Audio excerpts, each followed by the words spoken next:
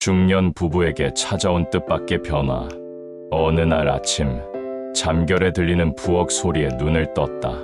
쨍그랑 맑고 경쾌한 접시 소리. 창밖을 보니 아직 동이 트기 전이었다. 시계를 확인하니 새벽 6시 20분. 평소보다 1시간이나 일찍 일어난 아내의 분주한 소리였다.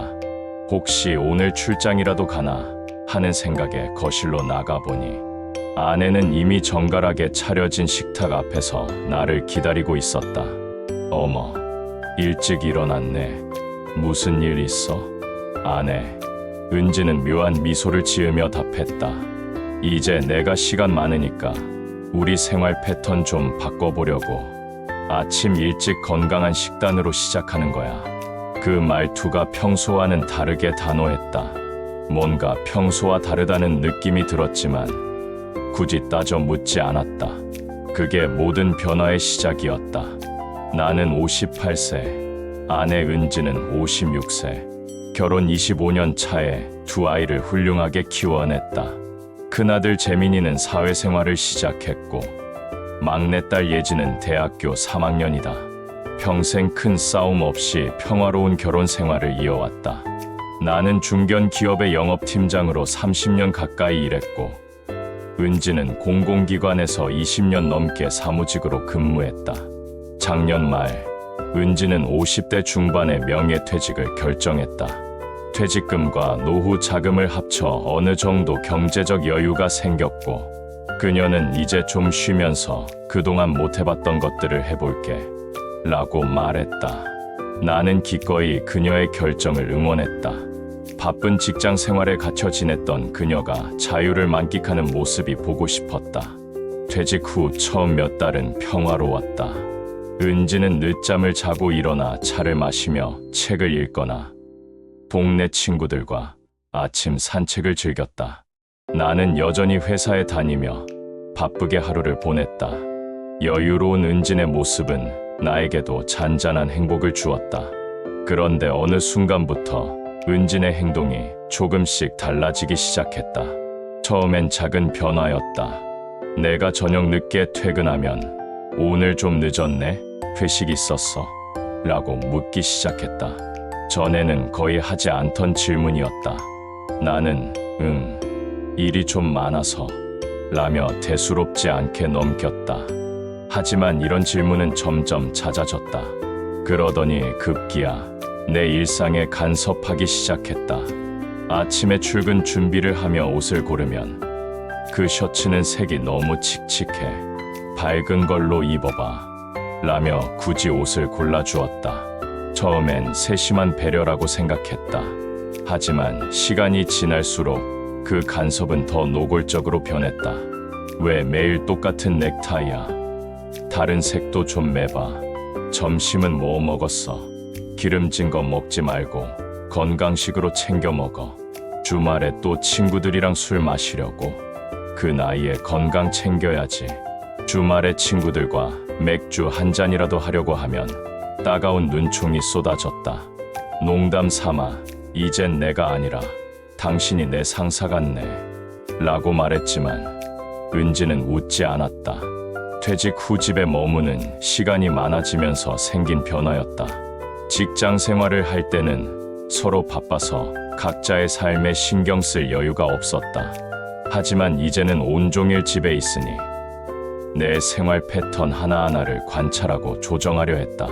퇴근 후 소파에 앉아 푹 쉬고 싶었지만 은지는 TV만 보지 말고 나랑 공원 산책이라도 하자 라며 나를 밖으로 이끌었다. 처음엔 좋다고 생각했다.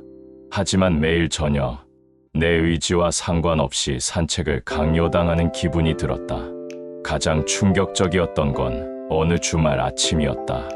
늦잠을 자고 싶었는데 은진이 새벽 7시에 나를 흔들어 깨웠다. 여보, 일어나. 오늘 집안 대청소하는 날이야. 방이 너무 지저분해. 졸린 눈을 비비며 오늘은 좀 쉬고 싶다 고 말했지만 은지는 쉬는 것도 좋지만 집부터 정리해야지 라며 내 팔을 잡고 일으켰다. 결국 그날 아침 거실 유리창을 닫고 창고를 정리했다. 그때 깨달았다. 은진이 내 시간을 통제하고 있다는 것을. 이런 일들이 반복되면서 집이 더 이상 편안한 안식처가 아니게 되었다. 회사에서 스트레스를 받고 돌아오면 집에서는 은진이 정한 새로운 규칙에 적응해야 했다. 저녁 식사 시간은 정확히 6시였다. 조금이라도 늦으면 어김없이 전화가 걸려왔다. 언제 와? 밥 다 식겠다. 주말에 자전거 타기 같은 소박한 취미도 위험하다며 제지당하기 일쑤였다. 내 삶이 마치 내 것이 아닌 것처럼 느껴졌다. 은진의 통제는 점점 더 구체적이고 체계적으로 변했다. 어느 날 아침, 식탁 위에 A사 용지 한 장을 깔끔하게 정리해 놓았다. 남편 건강 증진 및 자기개발 프로젝트라는 제목의 스케줄표였다. 월요일 저녁은 부부 동반 독서 시간, 화요일은 동네 헬스장에서 운동, 수요일은 함께 시장 보기, 주말은 집안 대청소, 심지어 점심 메뉴까지 샐러드나 가벼운 한식 위주로 기름진 것은 피할 것이라고 적혀 있었다. 그 스케줄표를 보고 웃어야 할지 화를 내야 할지 분간이 되지 않았다.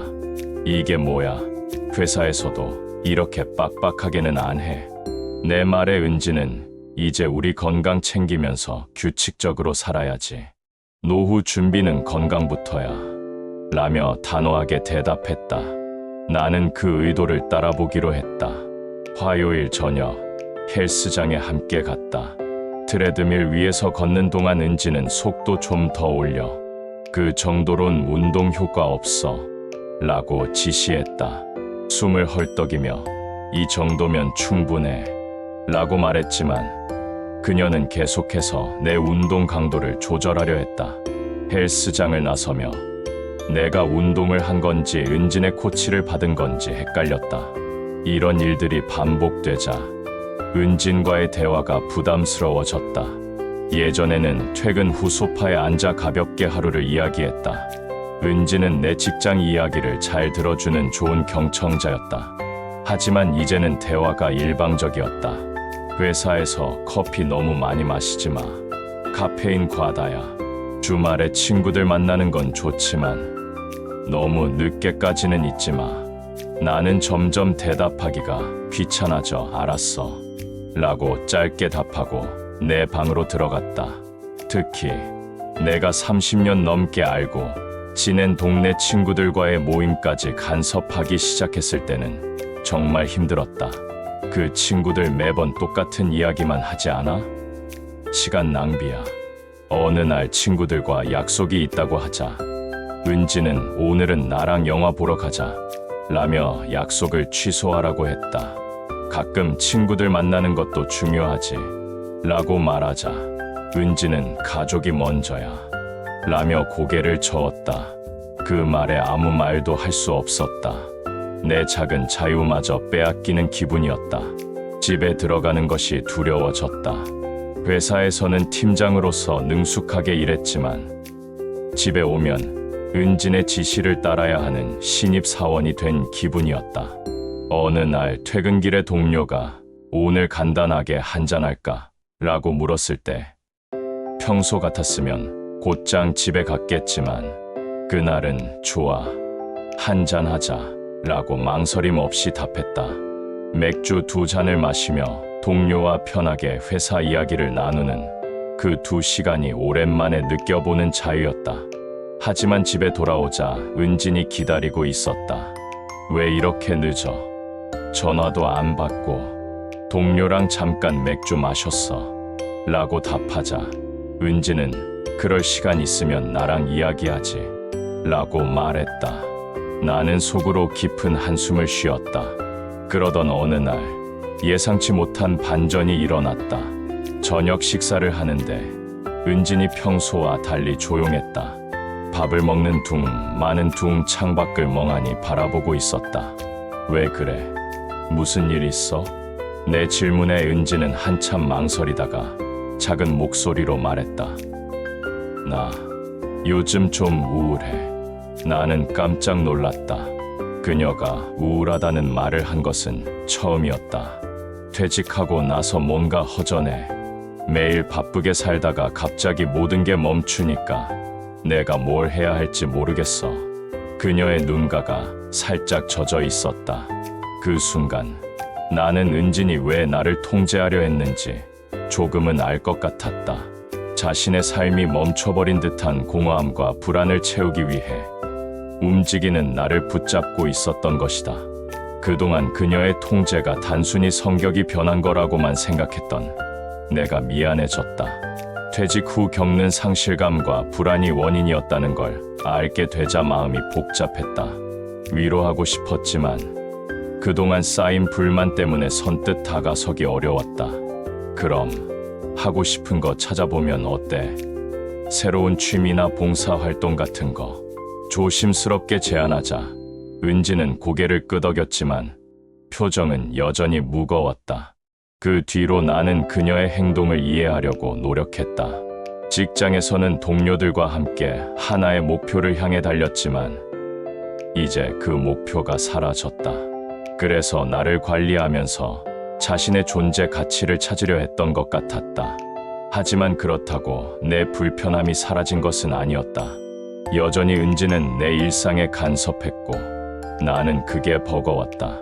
어느 날 은진이 우리 같이 요리 교실 다닐까? 라고 제안했다.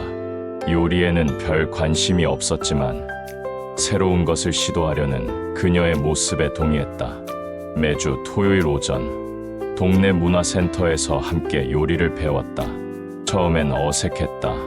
칼질이 서툴렀고 은지는 고기 그렇게 썰면 안 돼 라고 지적했다. 하지만 요리를 하면서 그녀의 표정이 조금씩 밝아졌다. 함께 만든 요리를 맛볼 때면 이거 맛있네, 우리 제법 잘했지 라며 환하게 웃었다. 그 웃음은 오랜만에 보는 진짜 웃음이었다. 요리 교실을 다니면서 은지는 다른 사람들과 어울리기 시작했다. 같은 반 사람들과 이야기를 나누고 레시피를 공유했다. 그 모습을 보며 안심했다. 그녀가 나 말고 다른 곳에서 에너지를 쏟을 대상을 찾은 것 같았기 때문이다. 하지만 집에 돌아오면 여전히 내 일상에 간섭했다. 오늘 요리 교실에서 배운 거 집에서 해보자 라며 나를 부엌으로 끌어들였다. 여보, 나 회사에서 피곤한데 그냥 좀 쉬자 라고 말했지만 은지는 같이 하면 재밌잖아 라며 고집을 부렸다. 그러던 어느 날 회사에서 큰 스트레스를 받고 돌아왔다. 중요한 프로젝트에서 실수가 있었고 팀장으로서 모든 책임을 져야 했다. 조용히 혼자 있고 싶었는데 은진이 또 스케줄 표를 들고 와서 말했다. 내일 아침 일찍 등산 갈까? 건강에도 좋고. 그 순간 참았던 감정이 터져버렸다. 제발 나 좀 내버려둬. 매일 이렇게 통제받으면서 살기 싫어. 은지는 깜짝 놀란 표정으로 나를 바라봤다. 나도 내 목소리가 그렇게 커질 줄은 몰랐다. 그날 이후로 집안은 한동안 조용했다. 은지는 더 이상 스케줄표를 꺼내지 않았고 나는 그 침묵이 더 불편했다. 며칠 뒤 은진이 조용히 나를 불렀다. 미안해. 내가 너무 심했나 봐. 그녀의 목소리는 작고 떨렸다. 퇴직하고 나서 내가 뭘 해야 할지 모르겠어서 자꾸 당신한테 뭐라도 하라고 했어. 근데 그게 당신한테는 부담이었구나. 그녀의 고백에 가슴이 찡했다. 은진이 나를 통제하려 했던 건 자기 자신을 잃어버린 두려움 때문이었다. 나도 이해하려고 노력할게. 우리 같이 해결해보자. 그날 밤 우리는 오랜만에 진지한 이야기를 나눴다. 은지는 퇴직 후 느끼는 공허함과 앞으로의 삶에 대한 고민을 털어놓았고 나는 내 솔직한 감정을 이야기했다. 그 대화 이후 우리는 서로의 공간을 존중하려고 노력했다. 은지는 요리 교실 외에도 동네 아동센터에서 아이들에게 요리를 가르치는 봉사활동을 시작했다. 그 일을 하면서 그녀의 얼굴에 생기가 돌기 시작했다. 나는 그녀가 새로운 삶의 루틴을 찾는 걸 보며 마음이 놓였다. 물론 은진의 습관이 완전히 사라진 것은 아니었다. 늦게 퇴근하면 여전히 또 회사에서 무리했지 라며 걱정 섞인 잔소리를 했다. 그때마다 나는 걱정해줘서 고맙지만 나도 알아서 할게 라고 부드럽게 대답했다. 나도 변화를 시도했다. 회사에서 받은 스트레스를 집에 가져오지 않기 위해 퇴근길에 공원을 한 바퀴 돌았다. 그 시간 동안 머리를 비우고 은진과의 갈등을 어떻게 풀어야 할지 생각했다. 그러다 보니 그녀와 대화할 때 좀 더 침착하게 말할 수 있었다. 예전 같았으면 짜증을 냈을 텐데 이제는 은진은 이렇게 생각하는구나 라며 한 발 물러서서 바라보는 법을 배웠다. 몇 달이 지나면서 은진의 통제는 많이 줄어들었다. 완전히 사라진 건 아니지만 예전처럼 답답하지는 않다. 은진은 봉사활동과 요리 교실에서 새로운 친구들을 사귀었고 나는 집에서 조금 더 편안함을 느끼게 됐다. 여전히 작은 갈등은 있지만 서로의 입장을 이해하려는 노력이 생겼다. 은진의 퇴직이 우리 부부에게 예상치 못한 도전이었지만 그 과정을 통해 우리는 서로를 더 깊이 이해하게 되었다.